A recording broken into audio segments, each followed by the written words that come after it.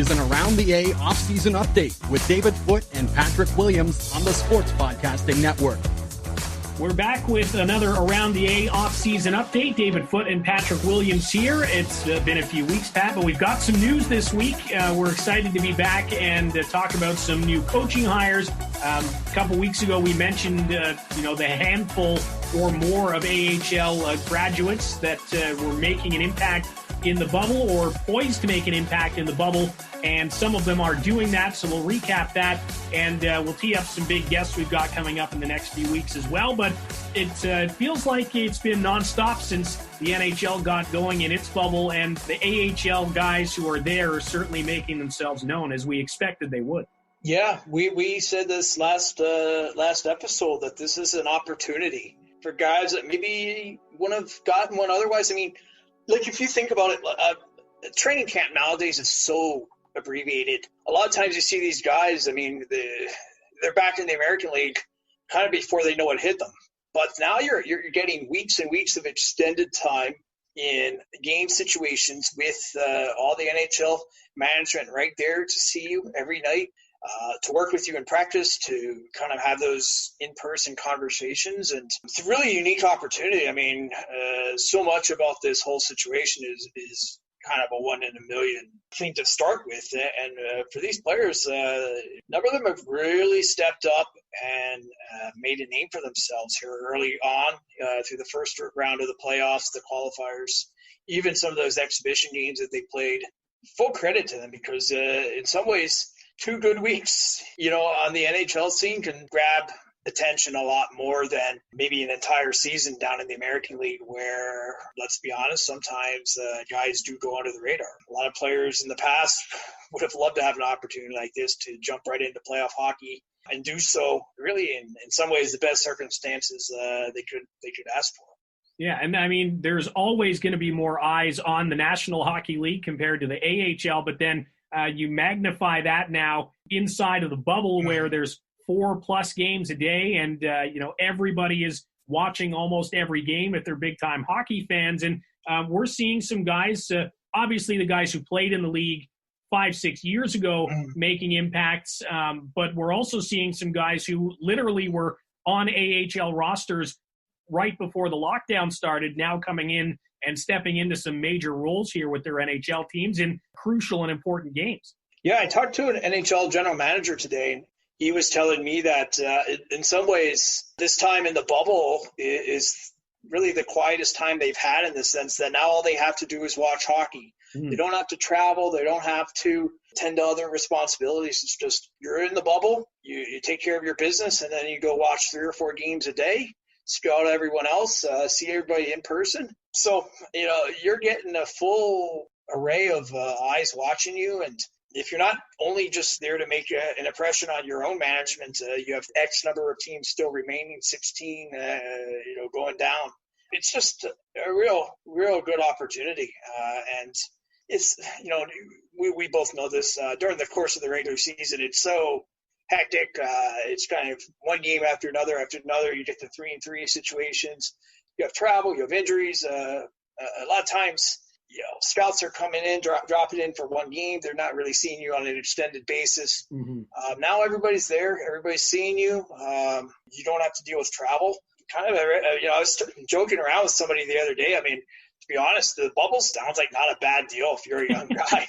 Yeah. You go there, you have like all your meals catered, all your laundry service done. You can bring the Xbox in. Yeah, you're in a top-notch hotel. There's no travel. Everything is just, you focus on hockey, you walk over to the rink, you come back, you have your day to yourself. It doesn't sound like a bad setup, all things considered. In a lot of ways, this is maybe the best set of conditions you could play under. Just taking that travel factor out, I think, is huge. Yeah. So many guys say, 3, 4, 5 months into the year, that travel is just a grind. I mean, especially down in the American League, you're just on the bus all the time, and you're just not at your best. Now this is one place, you're familiar with everything. Not a bad setup if you're a young guy, I don't think. No, it's certainly tougher for those guys who may have families, and certainly the equipment staff, I assume, are being run ragged right now with all the moving in and out and sharing of locker rooms that they have to do. But yeah, for the young guys, a lot of them are certainly relishing the opportunity. Before we move on to the next big news, who are some of the guys who've stood out to you over the course of the last couple weeks? Matthew Highmore, Chicago Blackhawks, really stood out to me, right? I've loved his game in Rockford for the past couple seasons. Real good young player. He was passed over in the draft twice. Had some big numbers in the Quebec League with St. John. One of those guys that just almost willed his way into the NHL to start and is now kind of continuing that in the playoffs. They had a real good showing for the Blackhawks, 3 goals, 9 games. Really started to find his way into the Blackhawks lineup. And, that's a team in a little bit of a state of transition in general. So a young player like him, only, 24 years old, I believe, it's a chance for him to really come in and make a name for himself. So he stands out for me right away. And then a pair of guys that were with the Charlotte Checkers in 2019 when they won the Calder Cup, Nick Waugh, Martin Necas, both obviously were highly regarded prospects to start with. Nick Waugh actually ended up with the Vegas Golden Knights in a trade, and he had kind of a crazy season when the Golden Knights, their affiliate, at least before they moved the affiliation to Henderson, Nevada, was in Chicago, and he was back and forth all the time. Got himself a little bit established, though, in that lineup during the regular season, and now he's really started to find his way with the Golden Knights here in the playoffs. 8 games, 4 points, doing really nice for himself. And same thing with Marty Necas, a guy that's 12th overall pick a couple years back. Really made a nice name for himself, established himself now as a full-time NHL player this season after a really, really good standout American League career. Played with Thomas Yurko a lot during that championship run. 16-goal season now. Now he's continued that pace into the playoffs. So he's a guy that you can officially say is full-time NHL player now. And I think Highmore and Nick Waugh are guys that are trying to follow that same path. So opportunities there. Players are willing to take it and able to capitalize on it. And those are just really 3 guys that stood out for me early on. And there are so many more. Again, every single night, AHL players or grads are making impact. Even a guy like Brian Pino for Washington and Hershey made his NHL debut in the bubble. So what an interesting way to get your first taste of NHL action. Again, we're going to keep an eye on all these guys throughout the course of the NHL playoffs as they get deeper on, and we'll have more updates as we continue on here on Around the A. Don't forget, you can follow us on social media at Around the A Pod. If there's anything specific you'd like us to keep an eye on, shoot us an email, aroundtheapod@gmail.com. We'd love to hear from you, and please don't forget to subscribe and rate the podcast wherever it is you get your podcasts from. We talked a few weeks ago about the coaching changes, surprising coaching changes in Rochester and Ontario, and maybe not as surprising as the changes themselves, but still pretty surprising are the 2 candidates who have taken over those jobs, both coming from the U.S. National Development Team program. Ontario hiring John Wroblewski, Rochester hiring Seth Appert. These are guys with a lot of coaching experience at the junior level. Pat, kind of interested to get your take on what the Reign and the Amherst see out of these 2 guys. Yeah, well, I'll start with Wroblewski. He's been a head coach in the ECHL for a couple of years. Actually was coach of the year several years ago. Then he was an assistant with Wheeling Oilers, and he had an assistant with the Rochester Americans for a couple of years as well.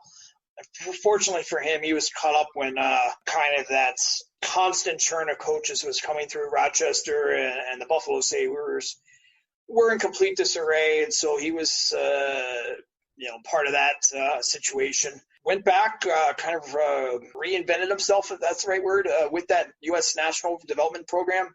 Had some tremendous success there. I mean, you look at the list of alumni that he coached through the years there. Josh Norris, a name we're very familiar with, a former guest on Around the A. Jack Hughes, Quinn Hughes, Brady Tkachuk, Joel Farabee, a number of recent picks, Matthew Boldy, Cole Caulfield, Trevor Zadras, and Alex Turcotte, who there's a good chance he could be coaching in Ontario this year, 5th overall pick by the LA Kings.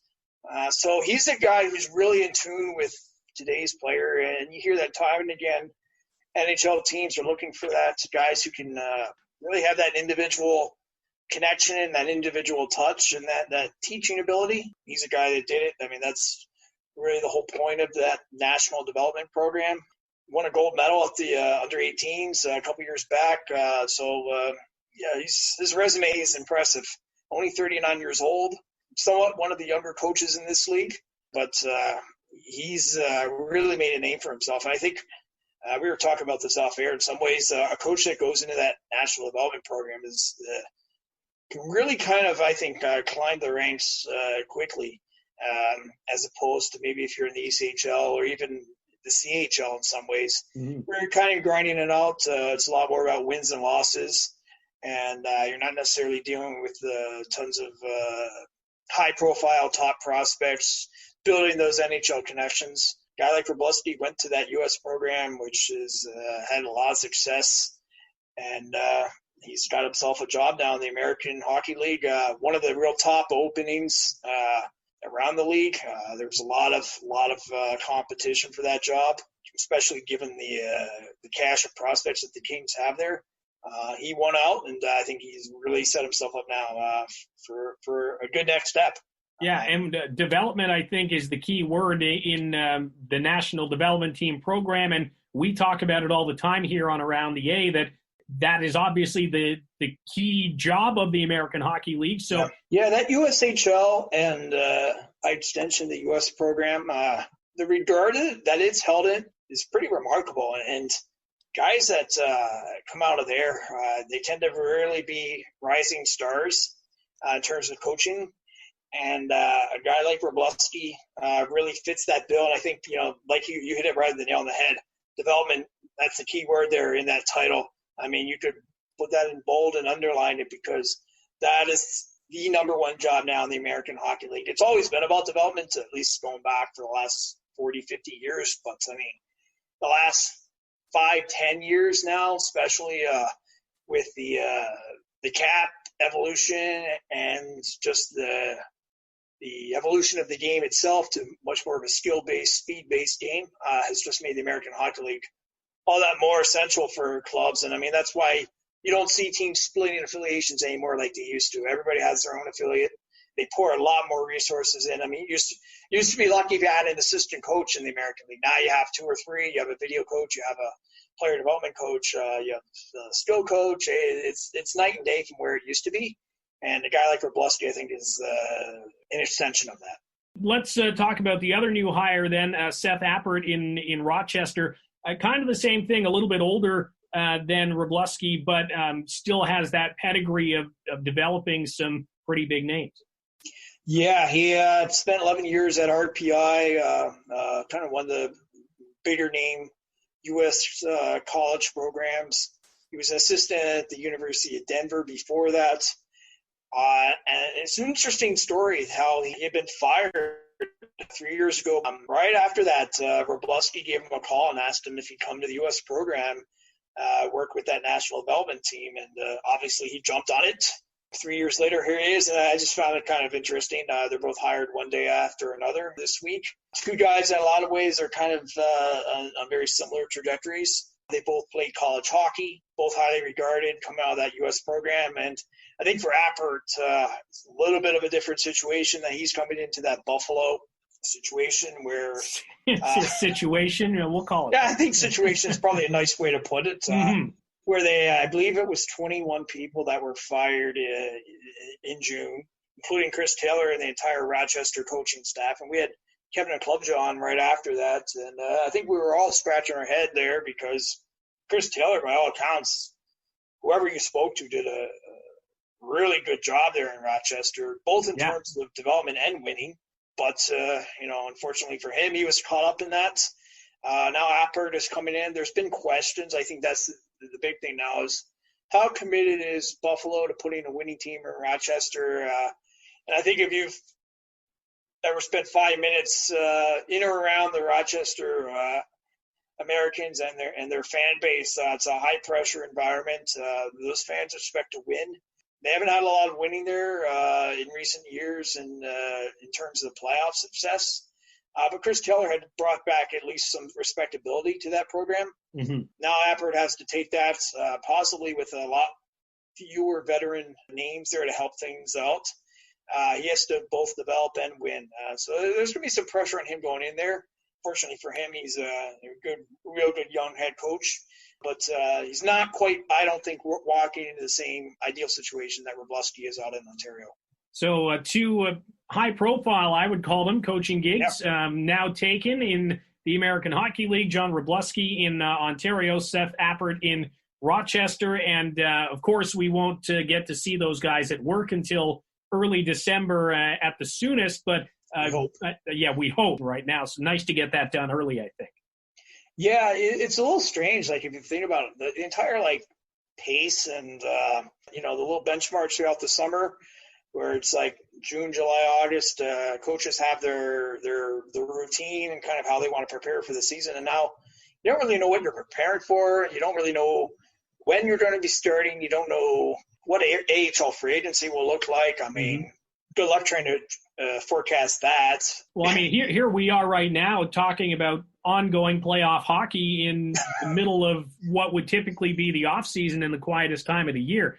Troy Mann told us now a couple months ago that he wasn't sure from a coaching standpoint how this was going to affect him and his preparation. And I can only imagine what guys are trying to do throughout this off season extended to try to stay sharp and stay on track with everything they need to get done.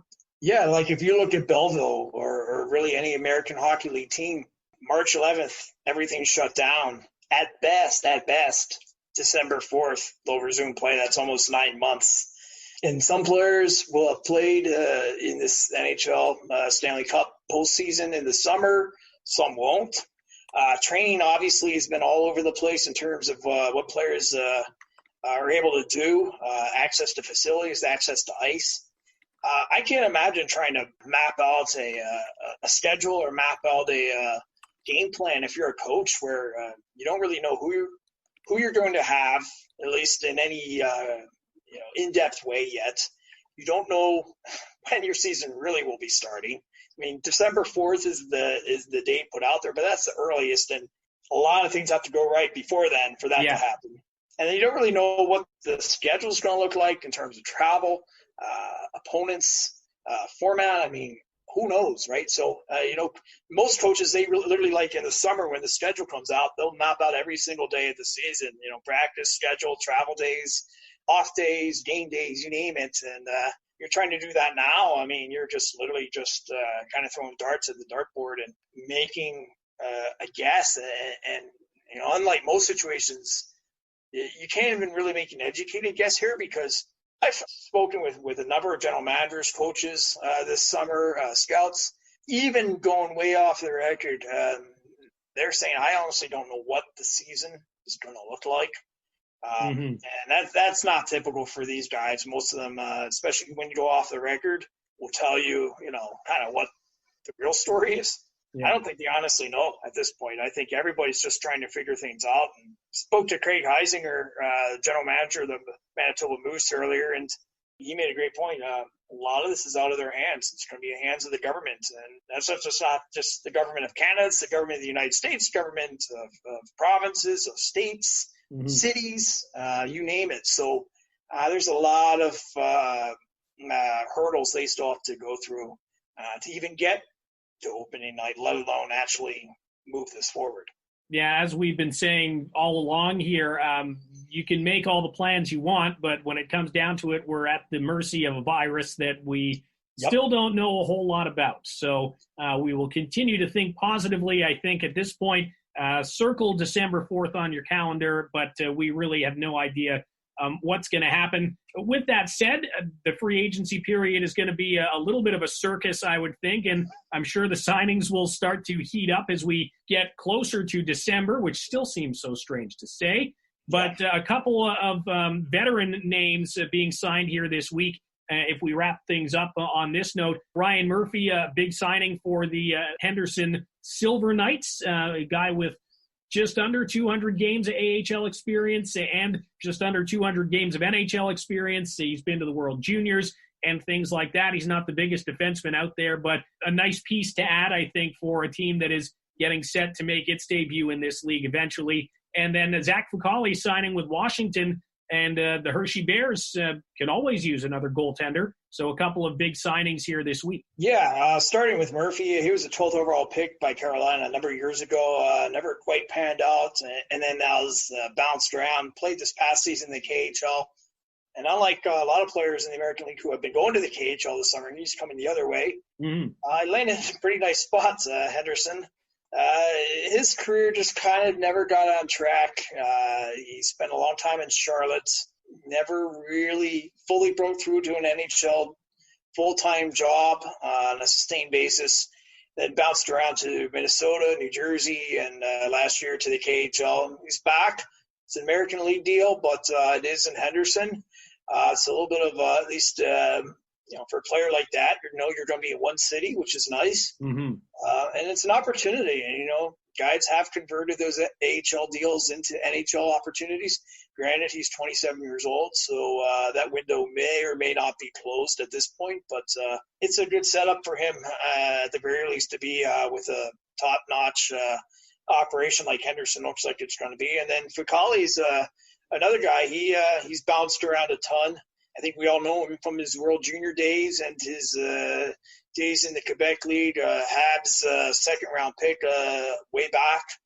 Never quite got on track as well. But he's going to be going into a good situation there with Washington. He can battle for that backup job in Hershey, depending on what they do with Braden Holtby in Washington, who will be a free agent. I guess I can't say this summer, this fall.